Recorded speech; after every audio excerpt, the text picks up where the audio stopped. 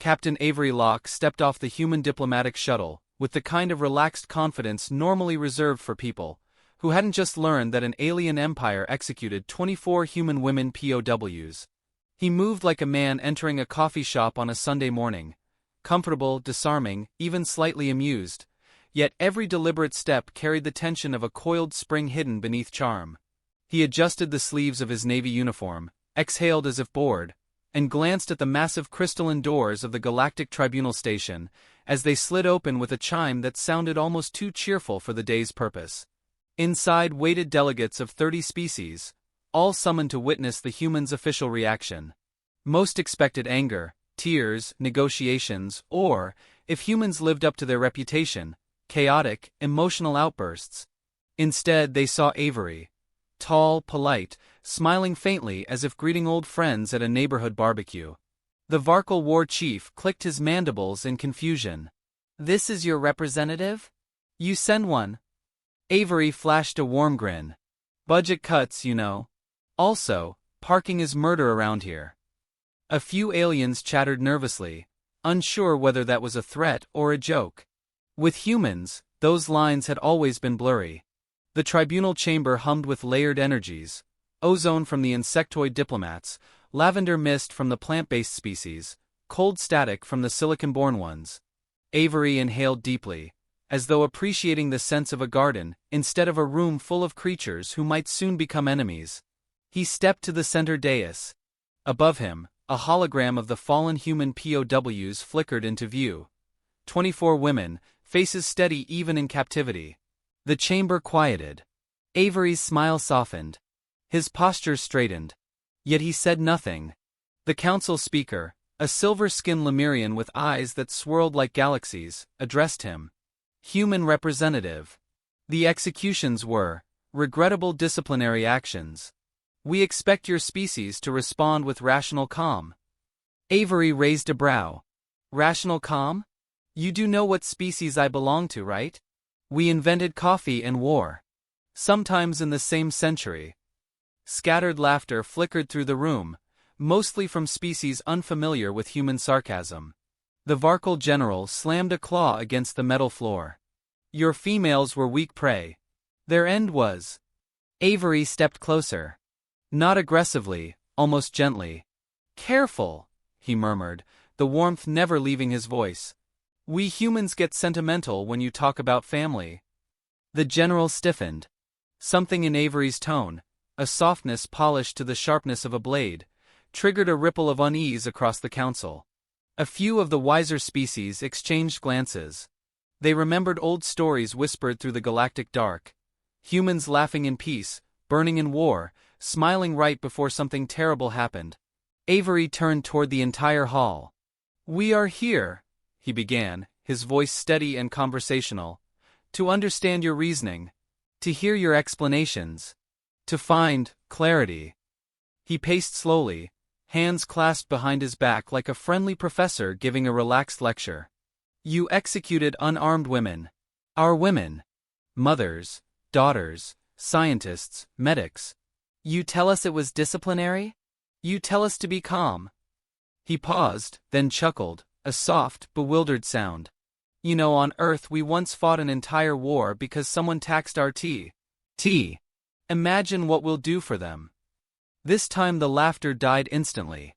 A reptilian envoy hissed, "This is bluster. Humans always exaggerate." Avery nodded graciously. "We do exaggerate.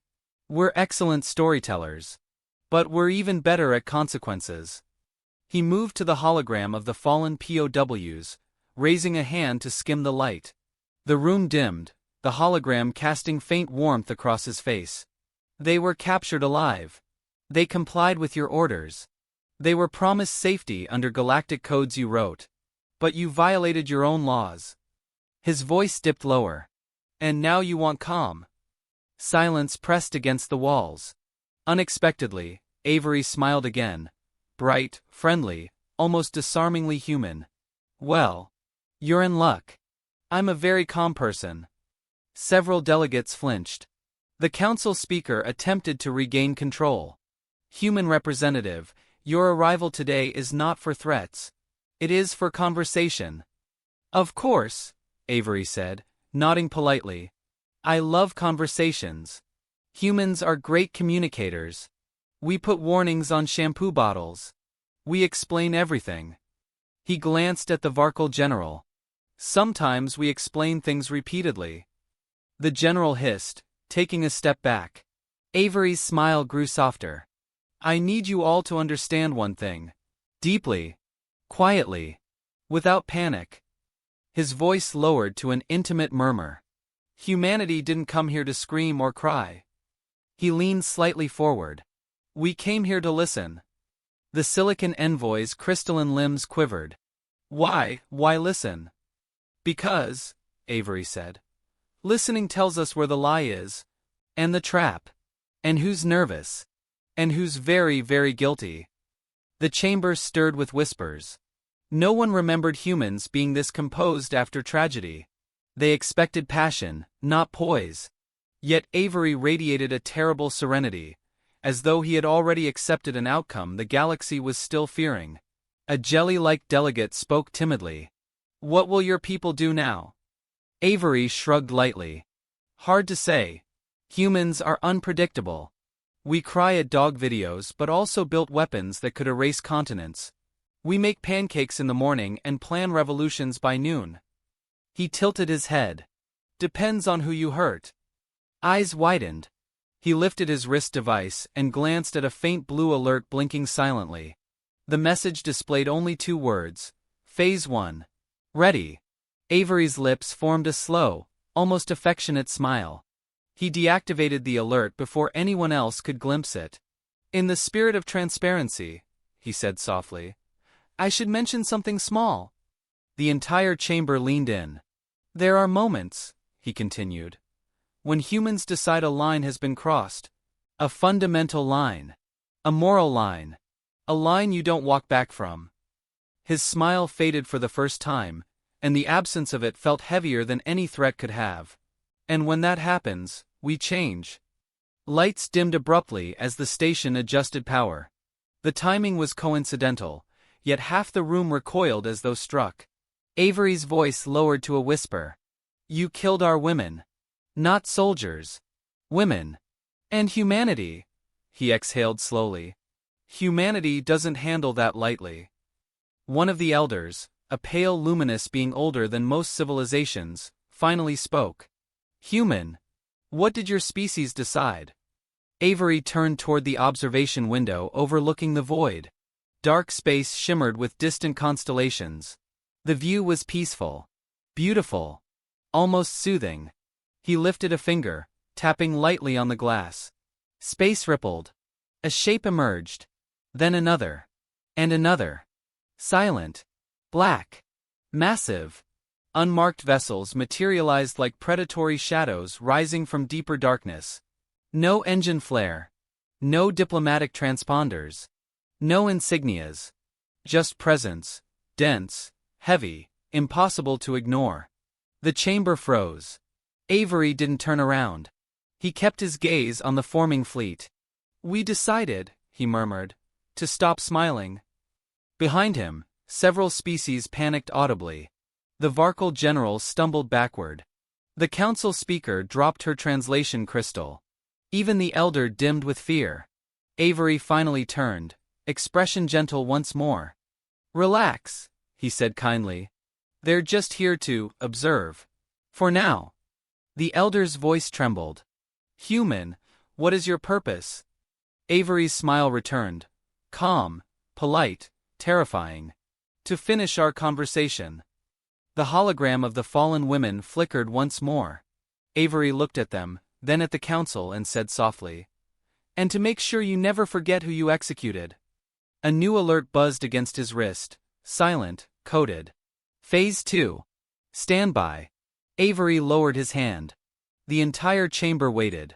He exhaled with quiet satisfaction. Now, he whispered. Shall we continue? A hush fell over the tribunal chamber as the black human fleet settled into formation outside the station. Each vessel silent and ominous as a shark gliding beneath still water. No broadcast. No greeting. No tradition of diplomatic courtesy. Just presence, immovable, unblinking, and so deliberately quiet that several species instinctively curled their limbs inward, as if trying to vanish. Avery Locke stood at the center of the chamber, the faint glow from the distant stars softening his features, making his calm expression feel even more unsettling. The alien delegates watched him for some sign of panic or fury, anything that would fit their assumptions. But Avery simply breathed in, steady and composed, as though he were the most relaxed soul in the galaxy. The council speaker gathered herself with visible effort. "Human representative," she said, her voice cracking slightly. "What is the meaning of this fleet?" Avery lifted an eyebrow. "Meaning? Oh. Visual aid." The delegates recoiled as if he'd struck them. A crystalline envoy sputtered, emitting sparks. "A visual aid? Those are war machines." Avery clasped his hands behind his back. "Machines, yes. Whether they're for war, well, that depends on all of you." Silence rippled across the chamber, thick as smoke. The Varkal general bristled, mandibles flaring. "You insult this tribunal. You expect us to fear theatrics?" Avery's gaze softened. "Fear? No. Understand? Hopefully." He turned slightly toward the window, admiring the geometric symmetry of the human ships. "Humans like metaphors. We put them in songs, movies, speeches. Think of this as punctuation." Several delegates whispered frantically. The Lemurian speaker flickered with nervous light. "You came here to negotiate." "We came to listen," Avery interrupted with a serene nod. "Negotiation requires good faith. Your execution of non-combatants suggests a shortage of that." The Varkal general hissed loudly. "They were weak prey. They did not deserve."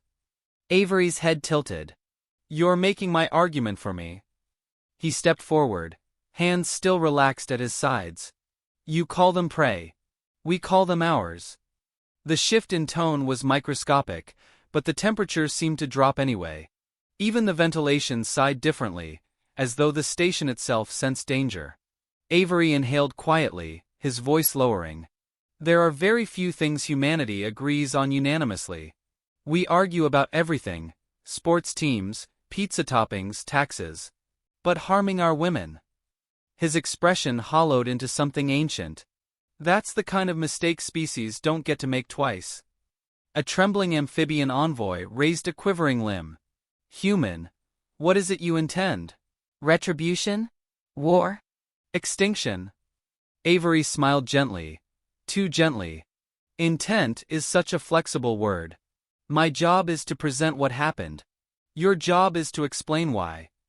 The council speaker bowed her head in shame, an expression rare for her species. "The executions were ordered by a young strategist in the Empire. He believed it would demoralize your forces. He underestimated the emotional significance." "Emotional significance," Avery repeated slowly, as if tasting the phrase. "Interesting choice of words. You didn't just break laws. You broke something older than laws." He approached the center pedestal, activating a hollow image of the POWs again. Their faces hovered in solemn stillness. "You ended the lives of 24 women who trusted your treaties. You ended futures, families, unborn generations." A murmur of dread swept the chamber. Avery continued, voice steady, dangerously gentle.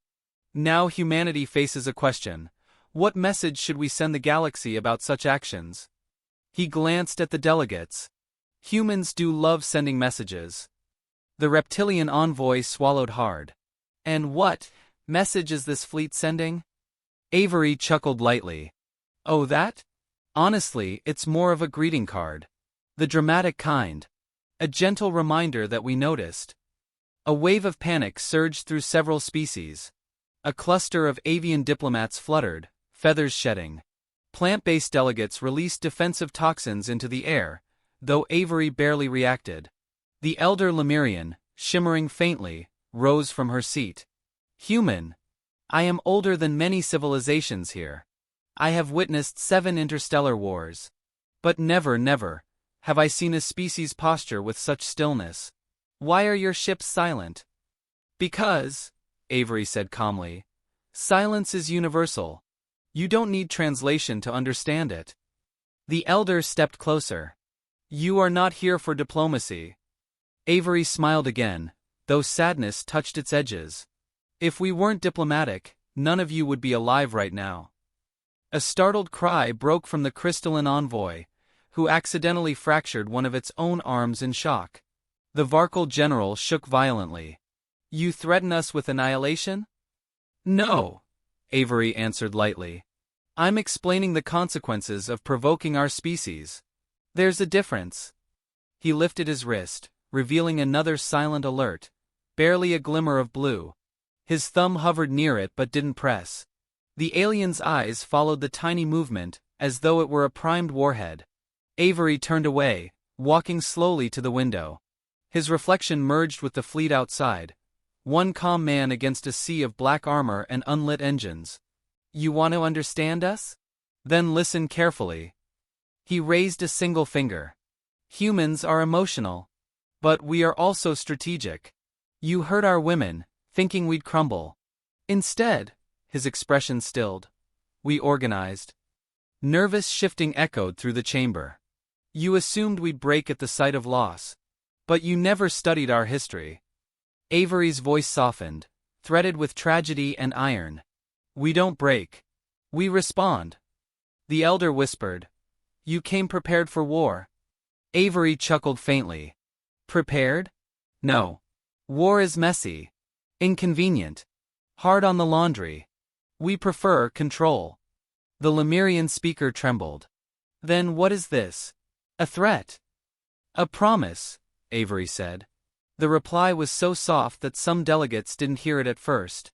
But those who did felt something ancient curl at the base of their spines. A small mechanoid envoy, barely half a meter tall, rolled forward hesitantly. Its voice crackled. Human Avery Locke, your species frightens us. Avery turned back, meeting the mechanoid's glowing eye with unexpected warmth. Good. Fear keeps you alive. It tells you when you've crossed a line. The mechanoid tilted. Have we crossed one? Avery's silence answered. The council speaker placed both hands on the pedestal. Then tell us what you want. Tell us what will prevent escalation. Avery's face changed. Not anger, not cruelty, but something heavier. I want acknowledgement, he said softly. I want admission that what you did violates every code your species claims to uphold. His eyes glinted. And I want you to understand that humans do not forget our dead. The elder bowed her head. We accept responsibility. No, Avery whispered. Responsibility is easy. Understanding is harder. His wristband vibrated again, another silent alert. Avery lowered his gaze, reading the words. Phase 2. Clearance granted. He didn't smile this time. Instead, a quiet breath left him, almost like relief or regret. The delegates felt the shift instantly. The air thickened. The fleet outside adjusted formation with eerie synchronicity. The elder's voice cracked. Human, what begins now? Avery looked up, expression unreadable, voice almost tender.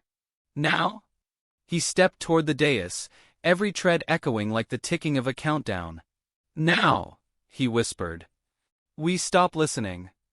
The chamber trembled with a low-frequency hum as the human fleet outside shifted into a new, unervingly precise formation. No species in the room recognized the pattern, yet all of them sensed the same thing: intention. Avery Locke stood at the center of the tribunal, no longer pretending to be amused. There was still kindness in his expression. Humans rarely shed that completely, but underneath it, something harder glowed like metal pulled from flame. The delegates watched him as though waiting for a sentence they were terrified to hear spoken aloud. The Varkal general finally broke the silence. Human, he rasped, mandibles twitching. You have no authority to dictate to the tribunal. Your fleet will stand down or be destroyed. Avery turned his head slowly, almost pitying him. Destroyed? By what? He raised a finger and pointed toward the window. Your combined navies couldn't track those ships when they entered the system. Do you really think you can destroy what you can't even perceive? The general stumbled back, claws scraping the floor. Other delegates whispered frantically, each hoping another species might speak up first. The elder Lemurian approached Avery, her luminous form pulsing with sorrow. "Human Avery, there must be restraint." "There was," Avery replied gently. "For months. You lost it when you executed captives who posed no threat." The crystalline envoy chimed sharply. "You said you came to listen. And now?" Avery's jaw tightened. "Now I speak." He touched a control panel, and a three-dimensional projection engulfed the center of the room. Holograms flickered to life. Star maps, supply routes, military postings across the Empire. The room gasped. Every detail was flawless, classified data only the Empire should possess. Avery didn't look at the map. He watched the delegates instead, measuring each flicker of fear. "These," he said softly, "are the Empire's critical infrastructures. Fuel depots, FTL gates, manufacturing rings, communications webs." He paused, letting dread soak through the chamber. "All compromised." The reptilian envoy snapped its jaws. "Impossible. These networks cannot be infiltrated." Avery shrugged. "Humans love puzzles. And breaking them." The map expanded, revealing highlighted nodes blinking red. 2 weeks ago," Avery continued, "human agents walked into your capital disguised as traitors. One of them negotiated the price of a chair for 30 minutes just to stall your defense grid. 30 minutes was all we needed." The chamber erupted in chaos. Several delegates shouted at once, each voice rising over the others. Only Avery remained still, watching the storm unfold with the calm of a surgeon observing the first drip of anesthesia. When the noise finally died, he continued. "While you were preparing propaganda to justify the executions, we were preparing this." He zoomed in on a cluster of red points. "Non-lethal. Non-destructive. But debilitating. Enough to shut down your fleet coordination for exactly 12 minutes. The Lemurian elder trembled. "Why tell us this? Why reveal your plan?" Avery stepped closer to her, lowering his voice. "Because the real trap isn't what we did." His eyes tightened. "It's what you didn't notice." The hologram shifted again. This time, it displayed a timeline. Events. Predictions. Each one time-stamped before the executions. "We knew what was coming," Avery said. "Your empire debated killing the captives weeks before they acted. Your political channels leak more than your aging cargo freighters." A stunned hush fell over the room. Avery continued, voice low and resonant. "We anticipated every movement, every vote, every shift in power. We even predicted the day you'd actually carry out the order." His gaze drifted to the holographic faces of the human POWs. "We tried to stop it quietly. But your leaders saw mercy as weakness." The Varkal general choked on air. "This is manipulation. You humans are lying." "Believe what you want," Avery replied, turning away. "The truth doesn't need your permission." The mechanoid envoy rolled forward, its single optic dimming in fear. "Human Avery Locke, what happens now? What does Phase 2 mean?"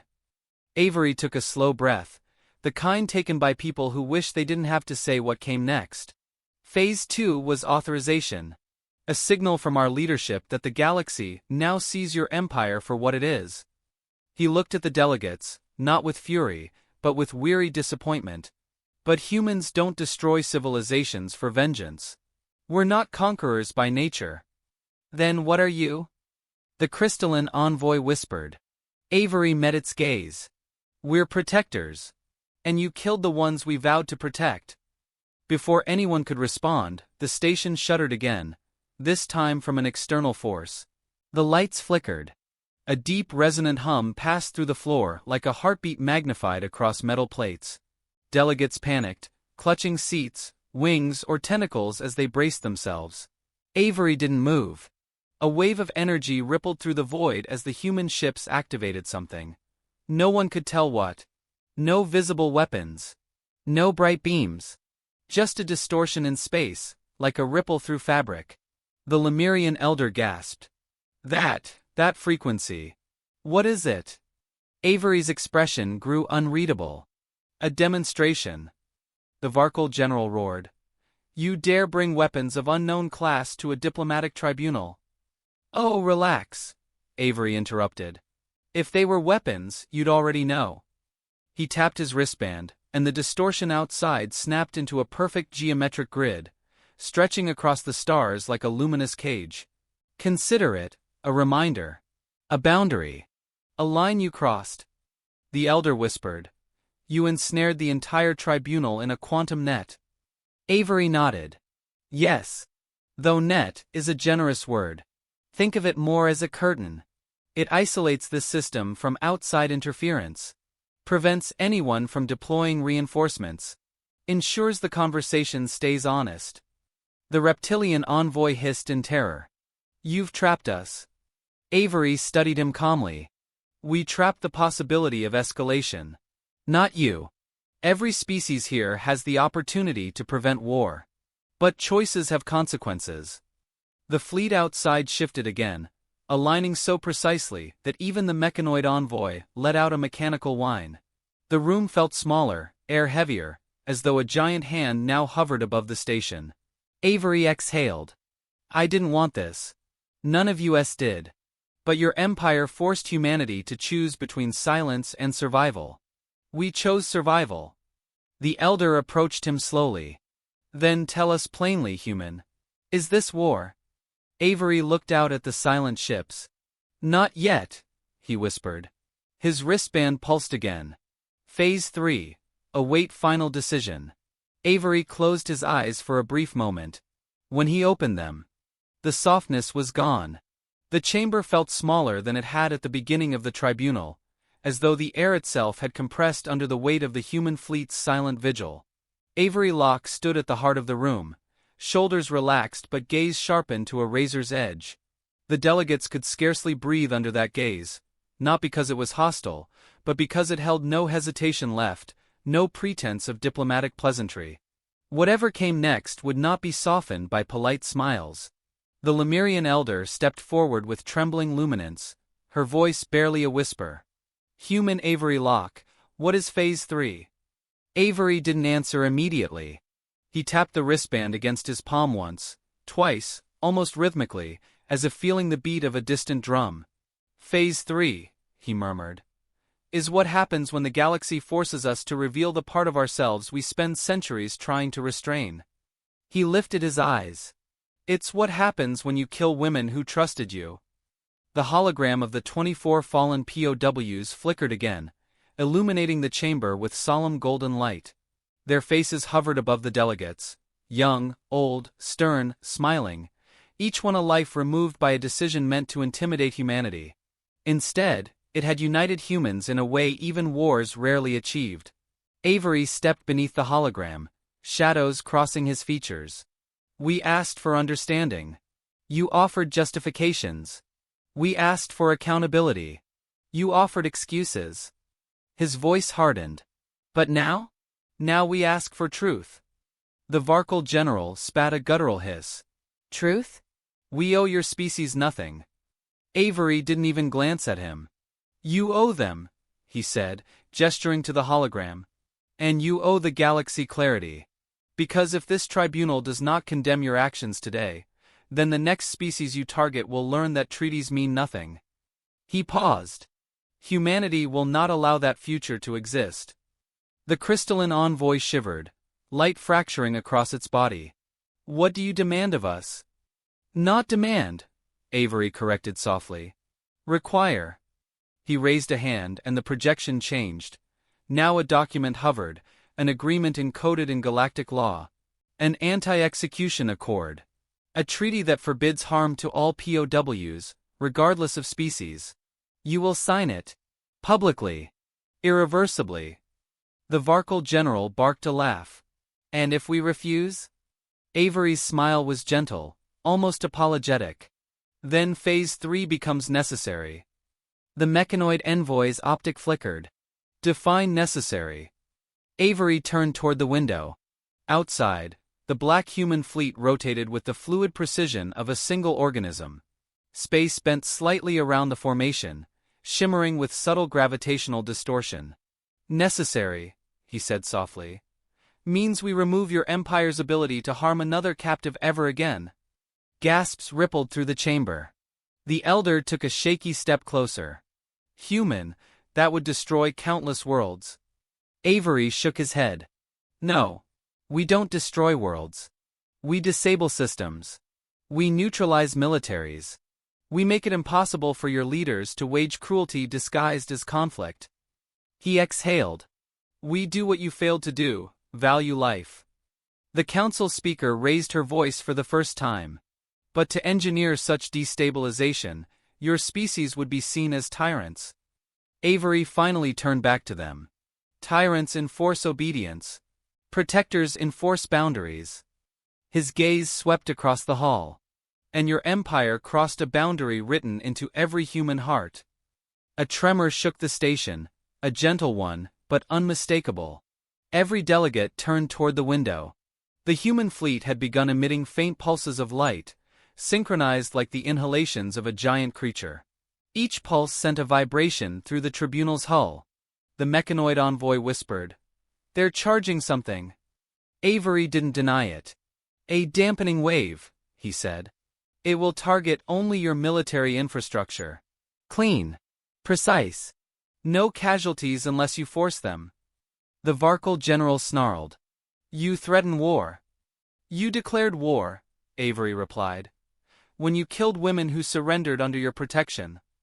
His voice thickened just slightly, the first fracture of controlled emotion since he'd stepped into the chamber. "You killed healers, linguists, engineers, people whose last acts were compassion and compliance." He shook his head once. "Humanity cannot forgive that. But we can prevent it from happening again." The elder Lemurian's luminosity dimmed in grief. "If we sign this treaty," she whispered, "will Phase 3 end?" Avery studied her for a long, quiet moment. "Phase 3 doesn't end," he said. "It waits." The delegates shivered. "But the fleet stands down," he continued. "And humanity steps back into the shadows where you've always preferred us to be." The crystalline envoy hesitated. "And if our empire signs but doesn't abide?" Avery's voice cooled to steel. "Then you'll discover what Phase 4 looks like." He let the words settle like falling ash. "And I promise you this, you don't want to meet a galaxy where humans stop giving warnings." Another tremor shook the chamber, this one larger, like a heartbeat surging through metal plates. The human ships outside realigned into an arrowhead formation, as if prepared for a silent strike. Dozens of delegates cowered beneath their seats. The Varkal general lunged toward Avery with a roar, claws raised. "We will never bow to humans." A blunt shockwave struck him midair. He collapsed, writhing, immobilized by invisible force. Avery hadn't moved. The fleet had reacted for him. The room froze in horrified awe. Avery exhaled through his nose. "Humans don't need to raise our hands anymore. The galaxy taught us to build tools that speak for us." Fear settled into the delegates like winter fog. The elder finally bowed her head. "Human Avery Locke," she said solemnly. "The tribunal will sign the accord, and we will enforce it." Avery's shoulders loosened slightly, as though releasing a weight the galaxy could not see. "Then today becomes the day the galaxy changed for the better." He touched his wristband. Outside, the fleet's pulses slowed. The arrowhead formation dissolved. Warships drifted apart with the serenity of drifting snowflakes. The Varkal general lay trembling, unable to rise. The hologram of the fallen women shimmered above Avery. He looked up at them with something like grief, and something like victory. "Rest now," he whispered under his breath. "We heard you." The delegates watched him silently, some in awe, others in terror, all irrevocably altered. Avery turned toward the dais. His wristband vibrated with one final message. Phase 3, halted. Awaiting Phase 0. Avery froze. A new distortion appeared outside the station, larger than any ship in the fleet, darker than void, and shaped like something ancient and human-built, yet unknown to the galaxy. The delegates gasped. Avery's voice dropped to a whisper only he fully understood. "Oh no," he breathed. They brought her.